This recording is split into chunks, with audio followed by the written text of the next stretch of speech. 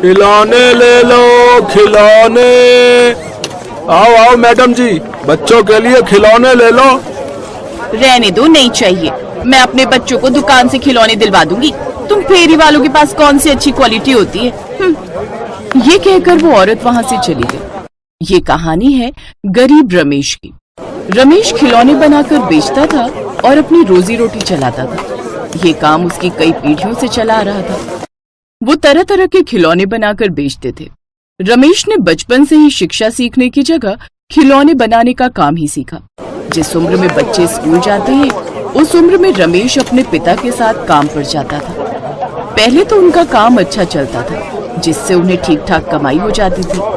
लेकिन जब से बाजार में नए तरह के खिलौने आए हैं, तब से उनके काम पर बहुत बुरा असर पड़ा है।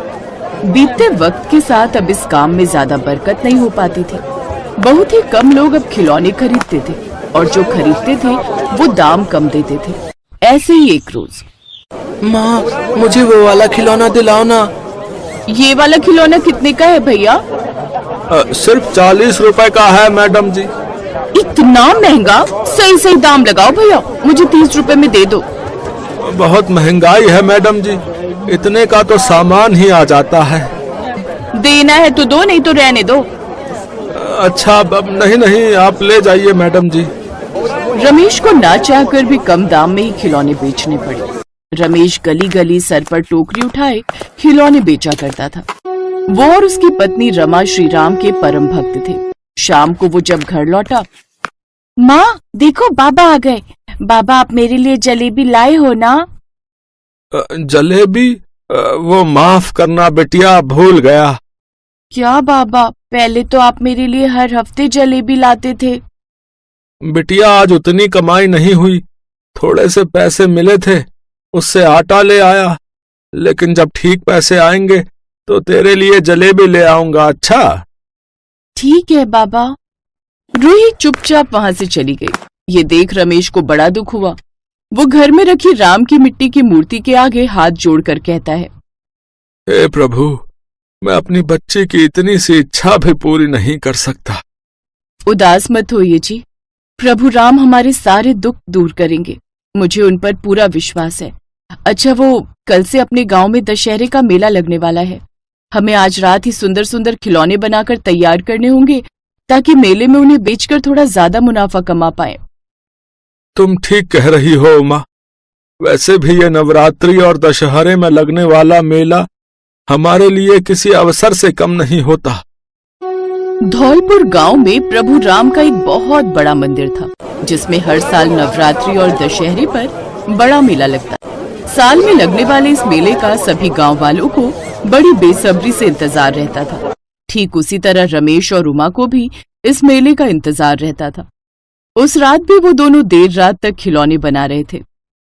रामलीला मैदान के बाहर दुकान लगाने से जो हम गरीबों की बिक्री होती है, उससे हम गरीबों का घर कई महीनों तक चलता है। राम जी से बस एक ही विनती है कि इस बार भी हमारी अच्छी बिक्री हो जाए। हाँ हाँ, ऐसा ही होगा। भला आपसे अच्छे खिलौने बनाता भी कौन है इस गांव में? आप देखना जी, पिछले साल की तरह इस बार भी हमारी अच्छी बिक्री होगी। वो दोनों देर रात काम कर थक हार कर सो जाते हैं।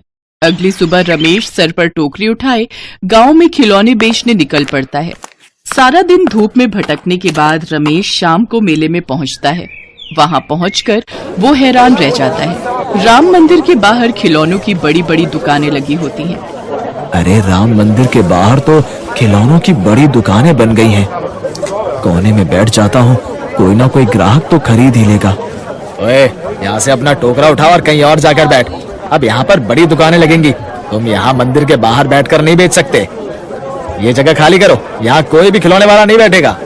पिछले कुछ सालों से तो हम मंदिर के बाहर ही बैठकर अपने खिलौने बेचते हैं। अरे पहले बेचता होगा, अब नहीं। अब हम इन दुकानों का किराया देते हैं, इसलिए मंदिर के बाहर तुम नहीं बेच सकते। जगह खाली करो, यहाँ कोई भी खिलौने वाला नहीं बैठेगा। सारे खिलौने वाले इधर उधर चले गए। रमेश चिंता में पड़ गया।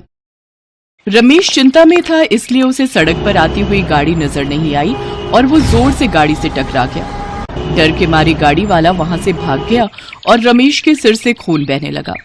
रमेश बेहोश था। कुछ लोग उसे उठाकर अस्पताल ले जाने लगते हैं।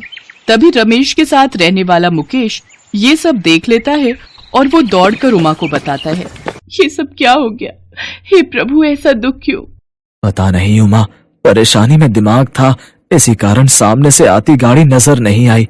त्योहार के दिन चल रहे हैं, ऊपर से ये चोट आ गई। अब सब कैसे होगा? बहुत नुकसान हो जाएगा उमा। आप चिंता मत करो, मैं खिलौने बेचने चली जाऊंगी। डॉक्टर आपको शाम तक छुट्टी दे देंगे, फिर आप घर पर आराम करना। अगले दिन उमा खिलौने बेचने निकलती है। भैया जी खिलौने ले लो। दीदी जी ये देखो, तीर, तलवार, धनुष, गदा रंग बिरंगी। मेरे खिलौने तो कोई भी नहीं खरीद रहा, सब मंदिर के सामने बनी बड़ी दुकानों से ही खरीद रहे हैं। अब मैं क्या करूं? हे राम जी मदद करो।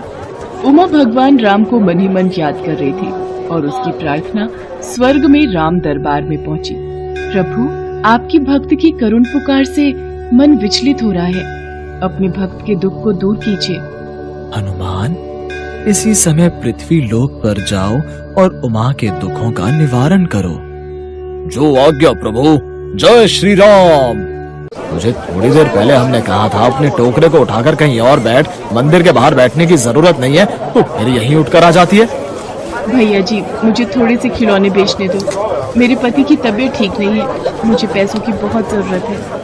अरे तुझे पैसों की जरूरत है तो क्या मैं अपनी दुकान की कमाई बंद कर दूं? चल जा यहाँ से। उमा के पास घर लौटने के सिवा कोई और चारा नहीं था। शाम भी हो चली थी। उमा सोच में घर जा ही रही थी कि तभी उसके पास एक लड़का आता है। जरा रुको तो, मुझे खिलौने खरीदने हैं। अरे भैया यहाँ हमारे दुकान से खरीद लो, बहुत बढ़िया बढ़िया दशहरे के खिलौने मिल जाएंगे। उससे क्या लेते हो? वो तो थोड़े बहुत टोकरे में लेकर घूम रही है। अरे नहीं भैया, मुझे इनसे ही खिलौने खरीदने हैं। कितने खिलौने चाहिए आप बता दो, मैं निकाल देती हूँ। मुझे तो 50 गदा चाहिए, 50 तलवारें और जितने भी खिलौने हैं सब 50-50 दे दो, और बाकी और भी ऑर्डर है। इतने तो मेरे पास है भी नहीं। ओ भैया इधर आओ, मैं तुम्हें ऑर्डर पूरा करके देता हूँ। मैंने एक बार कह दिया ना कि मैं इनको खिलौने बोल चुका हूँ। अब तुम अपना मुंह बंद करके बैठो, दूसरों के काम रोककर अपनी दुकान चलाते हो। सबको भगवान के मंदिर के बाहर दुकान चलाने का हक है, और भगवान राम ही जाने कब किसका पलड़ा भारी हो जाए। कुछ नहीं पता कब किसकी किस्मत पलट जाए। आप ये 50,000 रुपए एडवांस रखो और दशहरे वाले दिन सभी खिलौने बनाकर यहाँ राम मंदिर में ले आना। दशहरे के मेले में यहाँ आए सभी बच्चों को हमारी तरफ से मुफ्त में ये खिलौने बांटे जाएंगे। उमा वो रुपए लेकर खुशी खुशी घर चली जाती है और उमा घर जाकर सारी बात रमेश को बताती है। रमेश ये सुनकर हैरान रह जाता है कि उन्हें खिलौने बनाने का इतना बड़ा ऑर्डर मिला है। वो अपने साथ कुछ कारीगर और रख लेते हैं ताकि काम जल्दी हो सके, और दशहरे वाले दिन तक उमा और मदन सारे खिलौने बनाकर तैयार कर लेते हैं। सुनो, आपने 2-3 दिन से बिल्कुल आराम नहीं किया, अब आप दवाई लेकर आराम करो, तब तक मैं ट्रक में ये सारा माल राम मंदिर पहुंचा कर आती हूँ। उमा ट्रक में सारे खिलौने लेकर राम मंदिर पहुंचती है। आपने दशहरे के खिलौने बहुत बढ़िया और मजबूत बनाए हैं। किशोर बेटा, अच्छा इन्होंने मंदिर के लिए खिलौने बनाए हैं। नमस्ते बहन जी। नमस्ते। ये मेरे पापा हैं। पापा, पुजारी जी बिल्कुल ठीक कह रहे थे,